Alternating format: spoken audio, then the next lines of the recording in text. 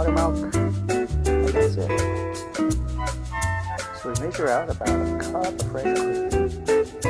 Shake up our buttermilk, get all the buttermilky goodness distributed. We then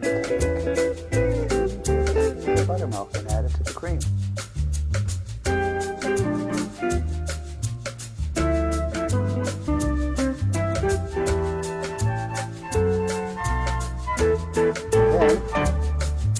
Very loosely to the top. I like to put a gum band on it to keep everything in place. And we just let it sit on the counter overnight. So what we end up with is called creme fraiche. It's a kind of runny yogurt, but it's got some nice bite to it, and it's really good on all kinds of stuff.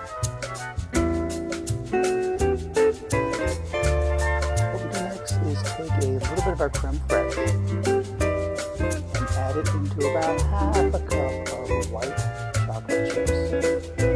Let it stir it up a little bit, get everything mixed up well.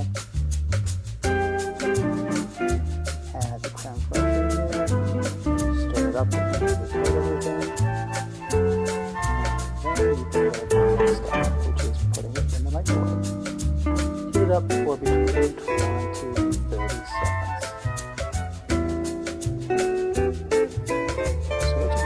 Is some nicely melted white chocolate. Stir it up to get it melted a bit more. I like to leave a couple of chunks in there just as a nice surprise. So take all that good white chocolate and add it to our creme fraiche and stir it all up. After it sets for a while, you end up with white chocolate ganache essentially.